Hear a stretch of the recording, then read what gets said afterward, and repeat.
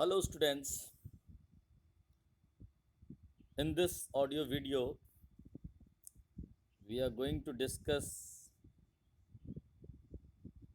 the definition of accountancy and objective of accountancy. Thus these two topics will be discussed. So let me tell what is accountancy is. Accountancy क्या है, चलिए मैं आप लोगों को पहले समझाता हूँ. देखिए, आज से हजारों लाखों साल पहले जब मानव सब हुआ होगा, हमारी भारत की संस्कृति तो हमें बताती है कि हम लोग लाखों साल से सभ्य हैं. तो हर समय में त्रेता द्वापर या अभी के हिसाब से 5000 साल पहले और अभी हर समय सोसाइटी जो बिजनेस ट्रांजैक्शंस करता है, इकोनॉमिक एक्टिविटीज जो भी कुछ करता है, उसका हिसाब किताब रखने का एक तरीका हर समाज के पास होता है, हर सभ्यता के पास होता है. और वो हिसाब किताब वो अपने अपने भाषा में अपने अपने तरीके से रखते आए होंगे.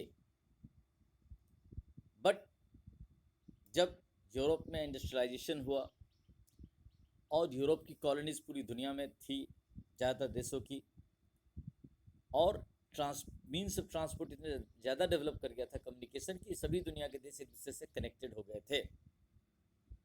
ऐसे में हिसाब किताब रखने का जो तरीका सब समाज का, सभ्यता का अलग अलग था, वो ठीक है, अपना अपना है.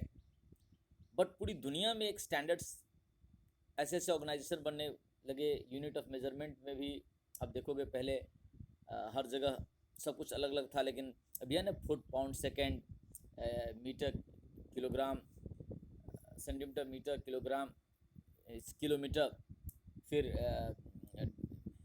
सेंटीमीटर, मीटर, किलोमीटर एक्सेट्रा, ये डिस्टेंस, ये पूरा वर्ल्ड वाइड चलने वाला यूनिट ऑफ मेजरमेंट है. इन द सेम वे हिसाब किताब रखने का भी एक तरीका पूरी दुनिया में कॉमन रूप से बनाया गया कि what ever be the language, whatever be the script, the science, the formula, the rules, the will be same all around the world. And तब उन्होंने हिसाब किताब रखने का पूरा दुनिया में एक सिस्टम बनाया, और जो सिस्टम बनाया उसका थ्योरी होगा, उसके प्रिंसिपल्स होंगे, उसके गाइडलाइंस होंगे. उस सब्जेक्ट को नाम दिया गया accountancy. Means accountancy is the science, not pure science, social science, that gives you principles, guidelines, standards, rules, through which you maintain the accounts of any economic concerns, organizations or individuals in a systematic manner, so that you are able to assess its all position in terms of economy or financial, like cash position, bank balance position, stock position, purchase position, sales position, incomes position, expenditures position, assets position, liabilities position, and overall at the end of the year, profit during the year, and financial statement, that is the statement of assets and liabilities you can prepare. So here, now let us see what is written here. Accountancy is a broad concept and bookkeeping is the recording branch of accounting. या मतलब accountancy एक बृहद चीज़ है और bookkeeping सिर्फ उस accountancy का एकमात्र ब्रांच है, एक ब्रांच मात्र है जो हिसाब किताब कोई भी रख सकता है. हिसाब किताब एक आर्ट्स का स्टूडेंट, एक कॉमर्स का स्टूडेंट, एक साइंस का स्टूडेंट जो बाद में कहीं जॉब करते हैं अकाउंटेंट की, बुककीपर की, एक्चुअली उसको बुककीपर कहेंगे, हम लोग अकाउंटेंट कह देते हैं, but they are not actually accountant. एक चार्टर्ड अकाउंटेंट, एक कॉस्ट अकाउंटेंट ही सर्टिफाइड अकाउंटेंट है. बाकी सब हम लोग उसके असिस्टेंट हो सकते हैं, बुककीपर हो सकते हैं, but technically we are not accountant. So accounting includes recording of transactions. Accounting का मतलब होता है सारे एक बिजनेस ऑर्गेनाइजेशंस के जो भी ट्रांजेक्शन्स हैं सभी को रिकॉर्ड करके रखना. इंडिविजुअली हर ट्रांजेक्शन्स का, हर ट्रांजेक्शन्स के हर एस्पेक्ट्स को, classifying them in different books of accounts, और सारे ट्रांजेक्शन्स के एक एक अकाउंट का जब हिसाब किताब रख लेंगे तो फिर उसको क्लासिफाई कर लेना, वर्गीकृत कर लेना, अलग अलग सेट ऑफ बुक्स में डिवाइड कर देना। फिर समराइजिंग द ट्रांजेक्शन्स, ट्रांजेक्शन्स का शॉर्टकट करना, समरी माने ग्रुपिंग करना,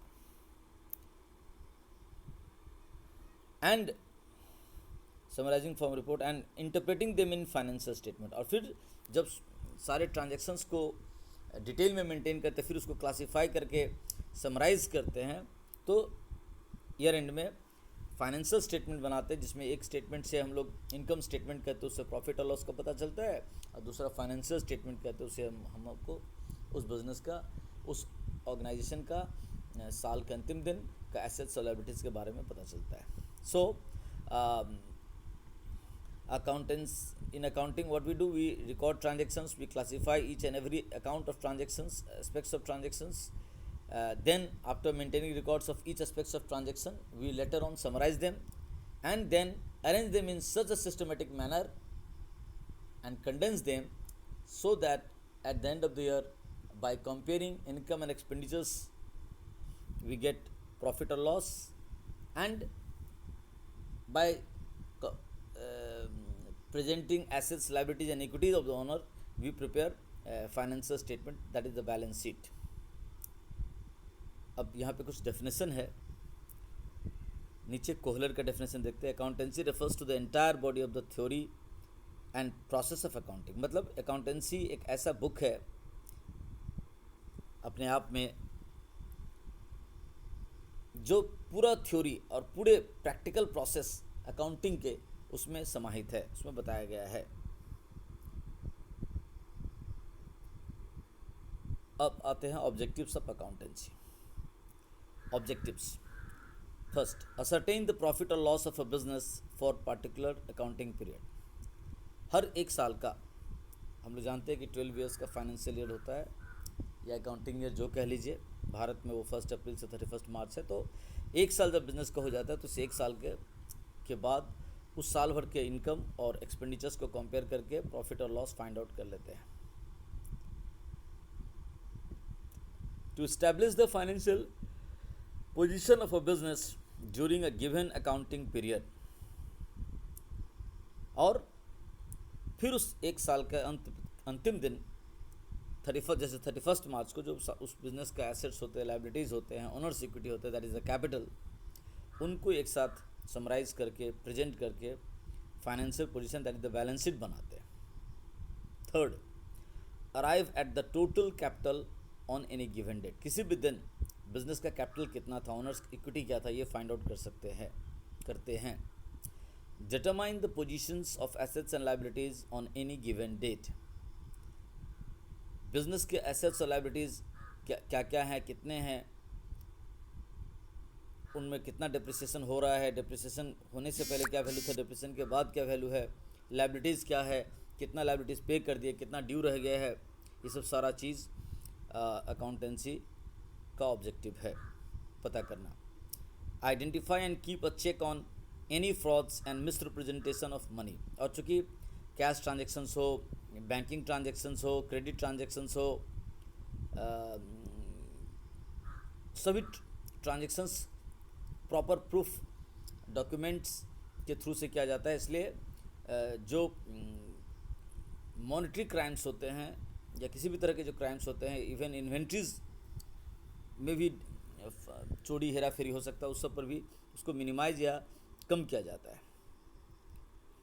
spot the various errors and rectify them by passing the necessary entries. हाँ, एक तो सालों भर चलो journal, ledger, cash book, day book, trial balance, final account, balance sheet बनाते हैं, बट आफ्टर हर 1 महीने या हर 3 महीने या साल के अंत में प्रॉपरली बुक्स ऑफ अकाउंट की चेकिंग करवाते हैं चार्टर्ड अकाउंटेंट से या कॉस्ट अकाउंटेंट से, और चेकिंग के बाद उस अकाउंट्स में अगर कहीं कुछ मिस्टेक लगता है, किसी भी तरह का मिस्टेक हो, error of omission, error of commission, compensating errors, duplicate errors, whatever, जिस तरह की गलतियां हो जाए, उस गलतियों को rectification of errors rectification entries pass करके फिर ठीक भी कर लिया जाता है। 7th, verify the arithmetic accuracy of the books of account. हाँ, बिजनेस में जर्नल लेजर बनाने के बाद, कैश बुक बनाने के बाद एक ट्रायल बैलेंस बनता है। तो सारे अकाउंट्स को उनके नेचर के हिसाब से अगर डेबिट बैलेंस और क्रेडिट बैलेंस के रूप में 2 भाग में डिवाइड करके पुटअप करते हैं तो दोनों साइड का टोटल मिल जाना चाहिए। तो अगर ये दोनों साइड का टोटल मिल गया तो एटलीस्ट पता चल गया कि अरिथमेटिकली कोई मिस्टेक्स हम लोगों ने नहीं किया है। वही लिख रहा है यहाँ पर कि कहाँ था, verify the arithmetic accuracy of the books of accounts. फिर देखिए आगे लिखा हुआ है, compute the cost of production. या if you are a manufacturing concern, यदि आप एक उत्पादन करने वाली संस्था हैं तो आप जो प्रोडक्ट बना के बेच रहे हैं तो आपका क्या खर्चा बैठ रहा है, what is your making cost, cost of output, that is called cost of production. ये भी अकाउंटेंसी का काम है पता करना। Facilitate, 9th number, facilitate the management in decision making by providing accounting ratios, reports and relevant data. हाँ, ये management accounting का पार्ट है कि जब फाइनल अकाउंट्स बन जाते हैं तो बाद में मैनेजर्स लोग उस फाइनेंशियल अकाउंट्स, इनकम स्टेटमेंट और बैलेंस शीट के हेल्प से बहुत सारे अकाउंटिंग रेशियोज़ बनाते हैं, रिपोर्ट्स बनाते हैं, स्टेटमेंट्स बनाते हैं, cash flow statement, fund flow statement etcetera. इन सब के माध्यम से मैनेजर्स लोगों को बिजनेस का financial position, economic positions, selling positions आदि का पता लगते रहता है और वो मैनेजर्स प्रॉपर स्टेप लेकर के बिजनेस के हेल्थ को, इकोनॉमिक हेल्थ को, फाइनेंशियल हेल्थ को ठीक करते रहते हैं।